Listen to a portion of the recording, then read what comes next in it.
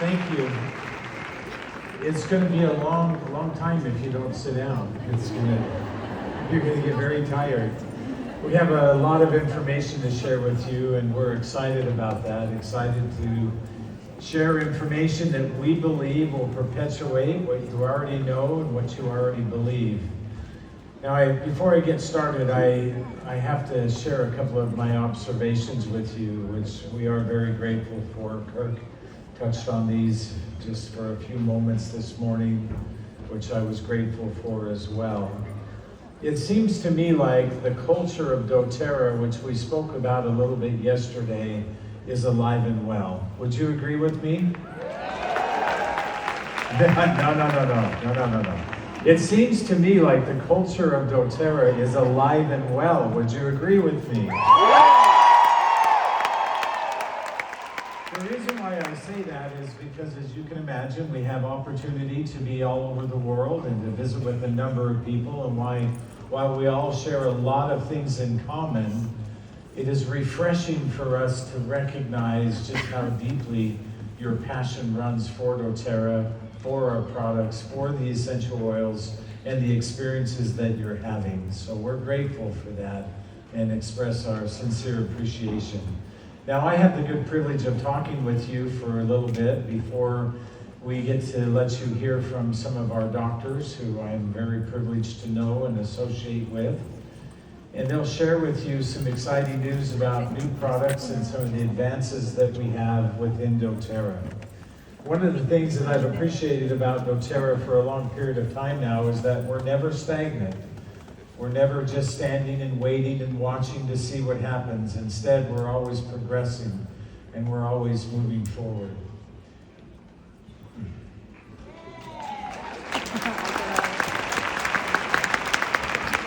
Sorry, I gotta give pause for just a half a second. Last night, my wife and I had an opportunity to meet many of you.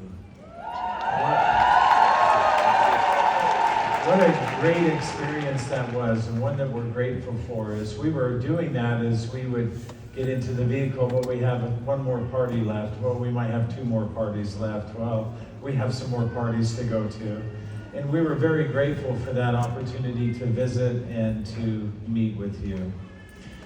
And I don't know how to express our love and appreciation more deeply than what I already have. The gratitude and just the sincerity that you approach us with, and not just myself. I'm talking about all of us here in doTERRA and the approach that you have with us. So thank you once again. Can you give yourself a round of applause?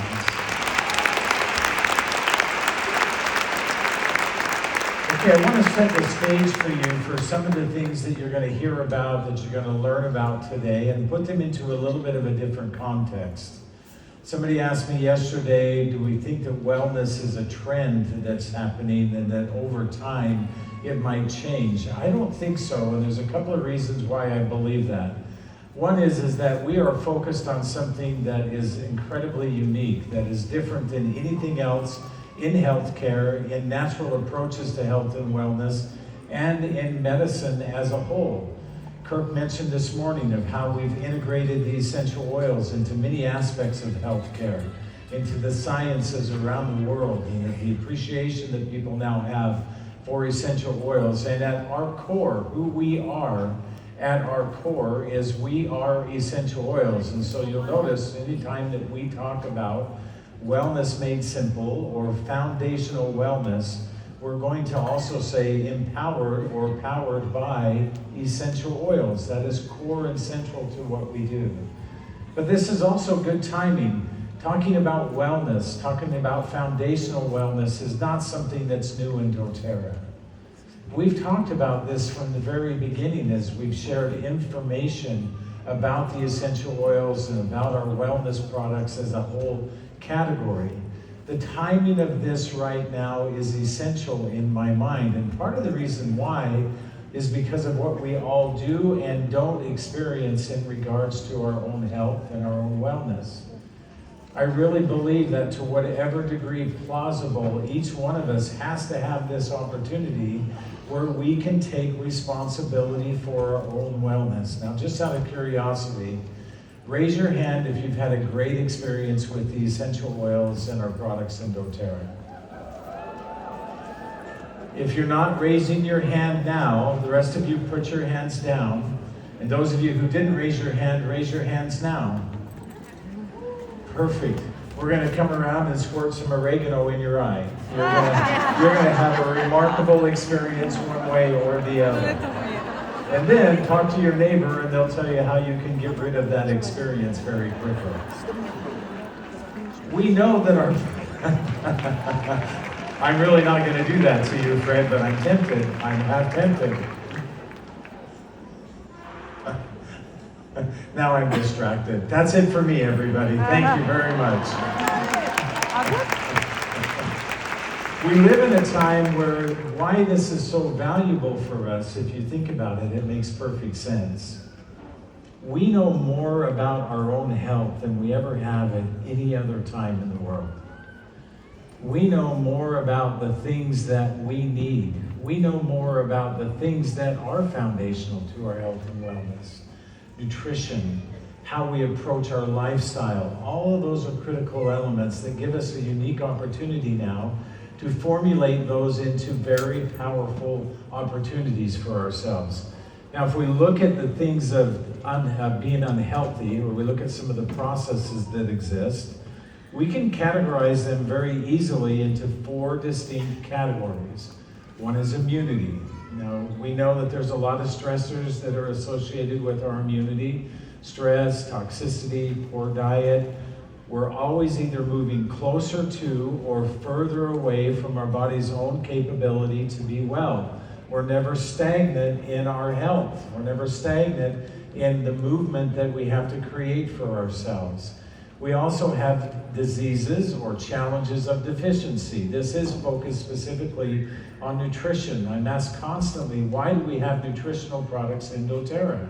This is primarily the reason why. Your body is driven by nutrition. And then we have circumstances of heredity. This gets to be a little bit more challenging for people, and you've probably had experiences, or maybe somebody in your family has had an experience where your doctor might say to you, tell me your family history. Has anybody in your family had cancer? Well, you're at a higher risk. Has anybody in your family had heart disease? Well, you're likely to have heart disease too. And we really have talked a lot about in doTERRA about genetics, the human genome, and how we can influence that. And just because you have predisposition for something doesn't mean that it has to manifest. There's wonderful research that has talked about this for a long period of time. For example, a protein called apolipoprotein E is a good example in its association with heart disease. And if you have that particular protein, chances are you're going to get heart disease unless you exercise, don't smoke, don't drink, and eat a healthy diet. And then your chances are almost zero. And so issues of even heredity, even though I cannot change your genes, I can't change your genetics, but we can influence and change how your body reacts to those. And then finally, we have conditions that are physiological. This is things or circumstances that affect your body's ability to perform in all of its physiological processes. We might say, for example, something like Alzheimer's fits into this particular category. What they all share in common is the exact same thing, and that is that they are preventable through lifestyle. I think about where we are in healthcare right now and all the wonderful advances they are in medicine. I have a good friend of mine who has gone blind. I got a note this morning talking about his surgery went well and they anticipate that he will now see again over the next couple of weeks. What a remarkable thing that actually is. But when it comes to these prescriptive circumstances where our health diminishes, or where we're in our lifestyle and our lifestyle predisposes us for things, these are things that lie within our control. This is why we talk about it so incessantly within doTERRA, to provide for ourselves this opportunity. And how we do that is through the wellness chart. Now, I promised them yesterday, even though they changed that word to chart, I promised them I would call it what it really is, the wellness pyramid. The wellness pyramid was designed, sorry, it's just my little way of sticking it to the man. The wellness pyramid, and the man, by the way, is all the legal people who happen to be here, just so you know. When we talk about the wellness pyramid, this is your daily model of health. We can look at each one of these categories. We can talk about the foundational aspects of nutrition and digestion, and you can think about products that lie within those categories. Today you're going to learn about some new ones, but we also have a history of vitamins and minerals and probiotics. We also know essential oils like Digest-Zen or Zengest, and ginger and peppermint, and many that support those processes. And we can go through each one of those categories, and each one of them is your guideline for what you do on a regular basis to help your body become more resilient, being more proactive in your own health. Now let me lay for you a new concept of something that has been present in my mind for a long period of time and is centralized around how our body is designed. Now, thinking all the way back to high school and the things that you learned when you were very young, you know that your body is made up primarily of cells. More than 30 billion cells exist within your body. And we have within those cells combine to form tissues, and tissues combine to form organs, and organs combine to form body systems, and body systems makes up the whole of who we are. And so in a very real sense, when we talk about your health, we're talking about the function of your individual cells. Now there's some uniqueness with this because all conditions of your health is intrinsic to your cells and whether or not they're functioning like they should. And there's a lot of things that challenge us in this domain. And that is, for example, the amount of toxicity, a lot of environmental factors, the amount of stress that we experience and that we have and that we're exposed to with consistency. How many of you feel like you're stressed? If you're not raising your hand, you're not being truthful, just like you were earlier. And we're going to come around and squirt oregano in your eye, because we all have stress. And these are the things that over time degrade our circumstance in ways that are unfavorable for us. Now that means if it really is about ourselves, that means it's about cell signaling, how our cells effectively communicate with one another. And there's two types of signaling pathways, or two types of cellular pathways that we're concerned about. One is signaling pathways. These are pathways that work in and out of the cell. And then also we have nutritional pathways or metabolic pathways. Now, signaling pathways are important for a few different reasons. I've always said something very clearly about the essential oils. A number of years ago, I remember it vividly, I was giving a presentation, and in the middle of that presentation, I felt like I had an epiphany about how and why essential oils were actually working, why they were creating the benefit for us that they were, because previously I only had thought about all of the chemistry of the essential oils.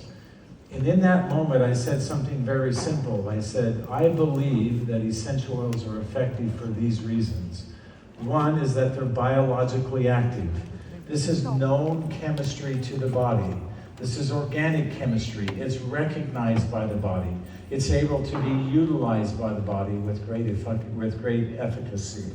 Secondly, we know that the oils are active and that they have specific cell targets. At the time, we had begun doing some study and looking how the essential oils interacted with cells, and we knew that they were interacting with specific cell targets on the surface of the cell, receptors. We also had discovered that we knew there were targets directly within the cell.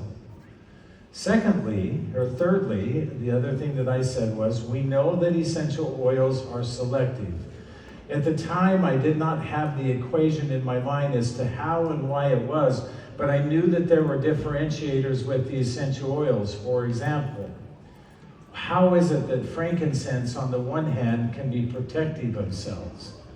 protect them from degrading, work within the DNA of the cell for transcription errors and other things, which now the research is replete with essential oils doing that, not just frankincense, but many essential oils.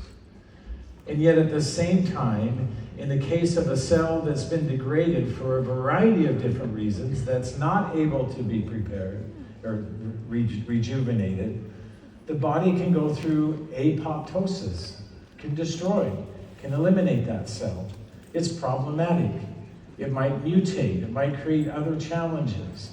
And it works within the environment of the body. And although I didn't have a lot of definition at the time, cell signaling is part of the way that that's happening.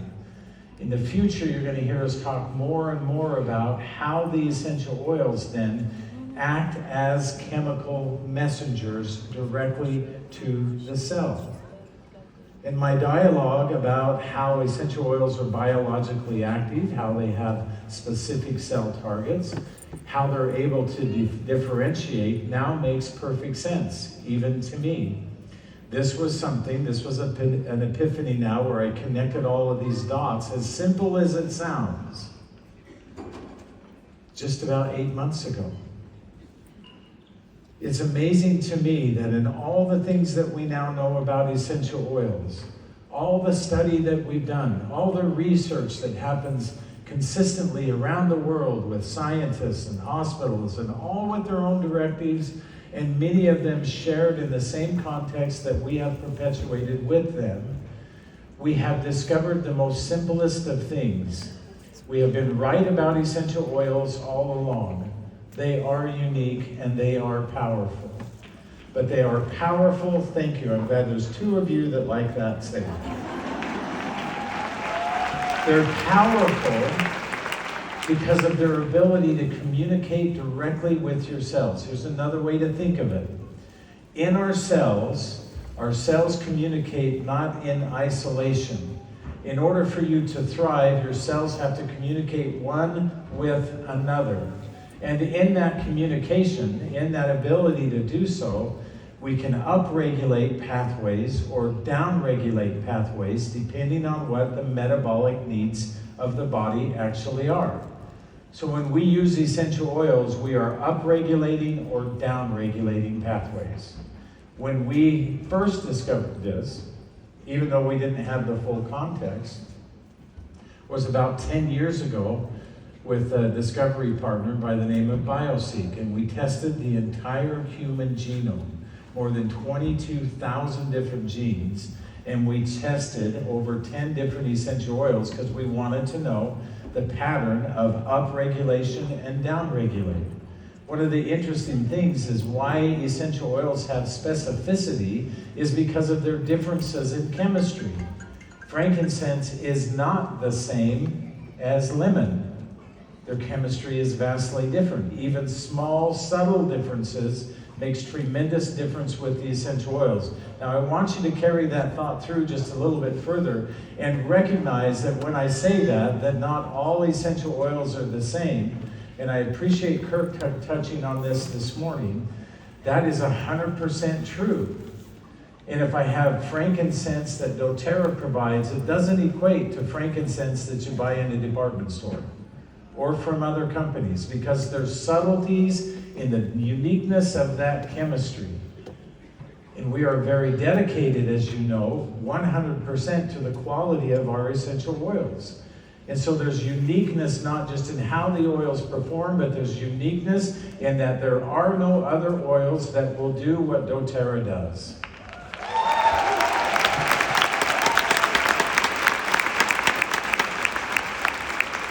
Can I tell you how happy I am to be decades now down the road and understand some of those things which we postulated on very early, had firm belief in, are absolutely 100% not only true, not only consistent, but now scientifically proven.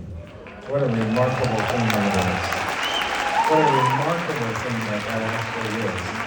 Now, the other pathway that we talked about quickly is just nutritional pathways. And nutritional pathways are important because it's not enough just to upregulate a pathway, to turn it on. I have to have drivers of that pathway.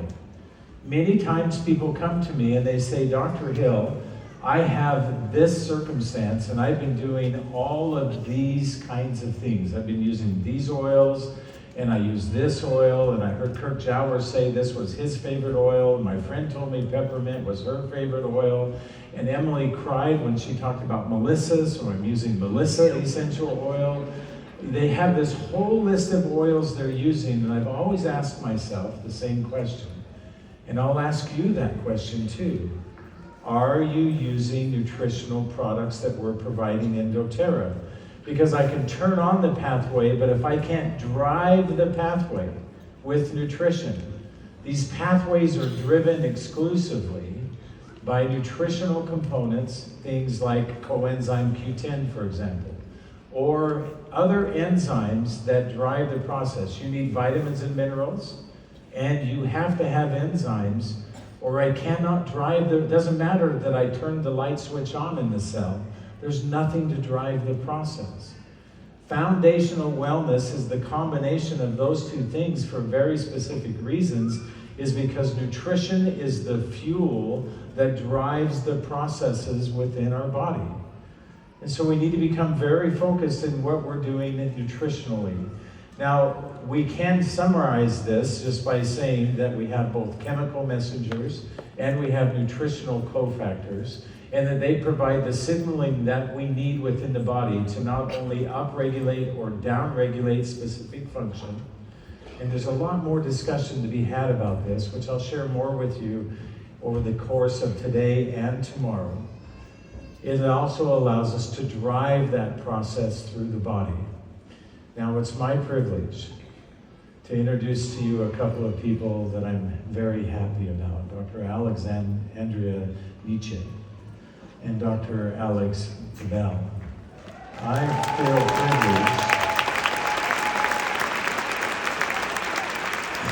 privileged. There was a time where I worked in isolation, to be honest with you. It was me sitting in my office and trying to perpetuate some of these thought processes and originate some of the changes that needed to happen in the essential oil environment. I'm so privileged because now I stand among giants. I stand with people and communicate with people all of the time who are not only drivers of what we do within doTERRA, but their expertise I would match against anybody, including my own. I'm grateful to work with such capable individuals. Will you please help me welcome to the stage Dr. Alex Bell, my good friend.